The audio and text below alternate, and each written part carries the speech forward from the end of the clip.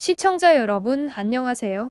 오늘 방송은 적지 않은 세월 동안 수많은 우여곡절 끝에 황후 자리에 앉게 된 유아가 본격적으로 황제놀이를 하는 스토리를 테마로 진행하려고 합니다.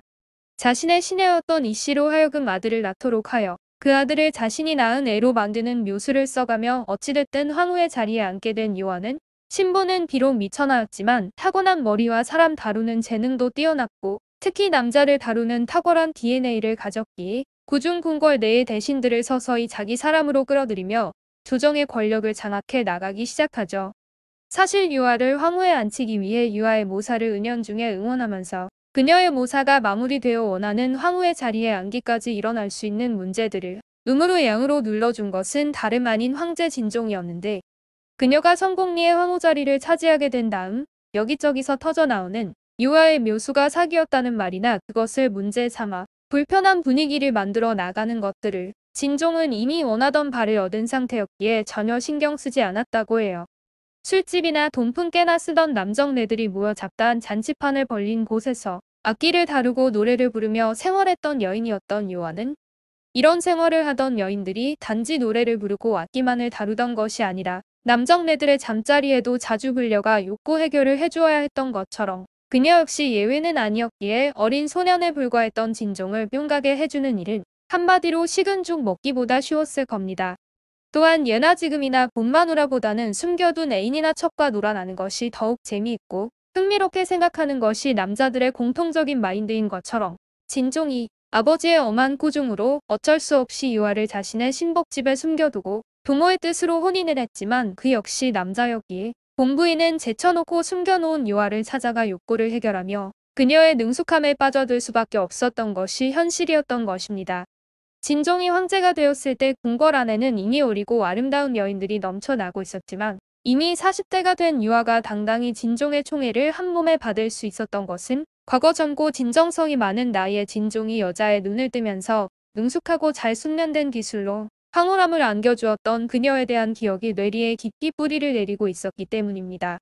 민간 여염집에서 노래와 악기를 다루고 몸 팔며 익힌 잠자리 기술로 점잖고 나름 품이 있는 잠자리에 익숙했던 왕족을 민간의 자유로운 기술을 선보이는 가운데 남자가 원하는 여러 가지 해괴한 행위를 해주었으니 진종은 황홀경에 빠져든 것은 당연했고 언제나 거부함 없이 모든 것을 들어주었던 유아가 비록 나이가 들기는 했지만 진종이 어찌 10대 중반의 어린 나이에 황홀함을 잊을 수 있었겠는가.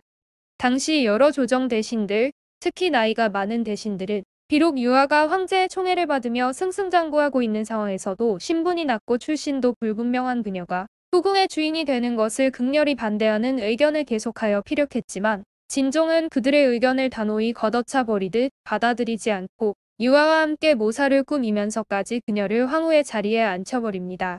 황후가 되기 전까지 비교적 조용한 생활을 하던 유아는 일단 후궁을 장악하면서부터는 완전히 다른 모습으로, 후궁은 물론 조정의 실세들 앞에서조차 고개를 빳빳이 세운 자세로 한 명씩 자기 사람을 만들어 나가기 시작하는 용의 주도함을 보이기 시작했습니다. 원래 일자무식이었던 유아가 그럴 수 있었던 것은 10년 세월을 숨어 지내며 밤에 가끔 찾아오는 진종을 애타는 마음으로 기다렸지만 해가 지기 전까지 할 일이 없었던 그녀는 처음에는 소일거리식으로 글을 익혔고 나중에는 시사를 읽으며 세상의 이치를 거의 통달하는 수준까지 갈 수 있었기 때문이었죠. 유아에게 아들을 뺏겼던 궁녀이 씨는 줄곧 유아의 곁에 머물러 있었고 유아는 자신이 황후에 자리 잡을 수 있도록 아들을 낳아준 것에 대한 보은 차원에서 그녀를 순양연군에 임명되도록 도왔고 점차 재인, 순용 등의 자리에 앉도록 해주었고 신여이 씨는 후에 딸 한 명을 더 낳았습니다. 사실 궁녀이 씨는 황제의 아들과 딸을 낳기는 했지만 진종은 사실상 자기에게 전혀 관심을 두고 있지 않다는 것을 잘 알고 있었고 애초부터 황실에서의 자신의 위치를 확보한다거나 혹은 후궁에서의 존재감을 나타내는 일 등에 대한 미련은 전혀 두지 않고 단지 자신의 편안한 삶의 영위에 만족하며 살았기에 후일 궁에서 백발이 되도록 늙어가는 다른 궁녀들보다는 궁에서의 입지는 훨씬 좋았다고 합니다. 그리고 유아는 주변 사람들의 관리에도 나름 탁월했기에 시녀 이 씨를 자기에게 보내준 오빠 유미의 관직 역시 높여주면서 사람 관리와 함께 친정이 상대적으로 약했던 아쉬움을 채워나가는 용의 주도함을 보이기도 했죠. 진종은 유아가 황후의 자리에 오른 후 자신이 바라던 것을 이루었다는 안도감 때문이었는지 건강이 급속도로 나빠지기 시작했는데 이화는 30년이란 긴 세월 동안 진종의 곁에 머물렀기에 그의 정치적 견해에 대해서 깊이 이해하고 있었고, 특히 이화는 기억력이 뛰어났으며 민첩하였기에 처단계 3년이면 글을 읽는다고 주변 정세 분석에도 뛰어나 허약해진 진종이 국정을 살피는데 상당한 도움을 주게 됩니다. 이런 상황이 이어지는 가운데 이화는 비록 후궁전에 있기는 했지만 조정에서 일어나는 모든 정세 변화를 한눈에 꿰고 있으며 진종의 정사에 가장 중요한 영향을 미치는 인물로 자리매김을 할 수 있었고, 따라서 말년에 더욱 많은 병을 앓게 된 진종은 조정의 중요한 국사를 황후인 이화에게 맡기게 되죠.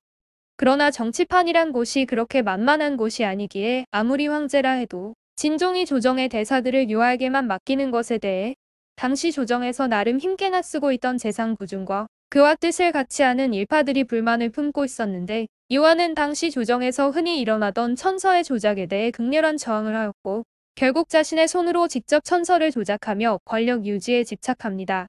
이처럼 권력 다툼이 과열되기 시작하자 나름 권력욕이 강했던 부재상 정의는 황후 이화에게 접근하여 그녀와 손을 잡고 정치적 동맹을 맺게 되었고, 이런 상황을 파악한 구주는 진종과 말이 통하는 헌관 주회정에 접근하여 그의 도움으로 진종과 독대한 후 태자에게 국사를 보게 한 후 자신이 보정을 맡는 것이 좋겠다는 제안을 하며 진종을 설득합니다. 그러나 진종은 확실한 답을 했다기보다는 매우 모호한 대답을 했지만, 구주는 그 말을 듣고 황제가 자신의 의견에 동의했다고 받아들인 후 퇴청하자마자 한림학사 양옥을 불러 비밀리에 조서의 초안을 잡도록 하였고, 혼자서 신이 난 부주는 술을 잔뜩 마시고 이 비밀스러운 일을 떠벌리는 우를 범했고, 순식간에 정의가 깔아놓은 레이더에 걸려들자 정보를 얻은 그는 곧바로 입궁하여 진종을 접견하죠. 예로부터 군주가 비밀을 지키지 않으면 나라를 잃을 것이고, 신하가 비밀을 지키지 못하면 목이 나간다는 것이 정치판의 진리인 바, 정치가로서 입을 가볍게 놀리며 그에 대한 후과를 예상치 못한다면 그것은 자기 스스로 위험 속으로 빠져드는 결과를 가져올 수밖에 없는 것 아닌가. 진종은 꾸준히 이런 제안을 했을 때 고려해보겠다는 뜻으로 고개를 끄덕였던 것인데, 대상 위치에 있는 자가 황제가 아직 확답도 하지 않은 일을 함부로 진행시키며 그것도 모자라 떠들고 다녔다는 소리를 전해 들은 진종이 크게 화를 낸 것은 당연했죠. 이미 눈치 백단이 된 이화는 이 기회를 놓치지 않고 진종을 찾아가 이제 겨우 9살에 불과한 태자가 국사를 돌볼 능력이 없는 것은 당연한 일인데, 꾸준히 이러한 행위를 한 것은 황제를 받들며 나라를 위하는 것처럼 말하기는 했지만 그가 품은 저희는 조정 권력을 장악하려는 의미가 아니고 무엇이겠나이까.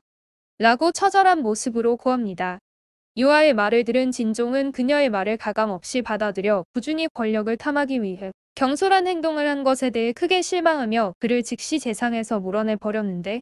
부준을 황제와 독대시킨 헌관 주회정은 그가 궁지에 몰리는 것을 보고 그 화가 자신에게까지 미치게 될 것이 두려워 즉시 돌아서서 그를 물어뜯으며 난파선에서 뛰어내리는 얄팍한 모습을 보입니다. 원래 헌관 주회정은 정변을 일으켜 황후를 옥에 가두고 황후와 손잡고 조정의 권력을 야금야금 장악해가고 있는 정의의 목을 날려버린 다음 진종을 몰아내고 어린 태자를 황위에 올리며 꾸준히 모든 권력을 장악하도록 한 후 그를 조정해 나가면서 득을 보려는 꿈을 꾸었던 것이었죠. 하지만 세상사란 것이 대부분 자기 의지대로 굴러가 주지 않는 것이 진리에 가까운 말이 아니던가.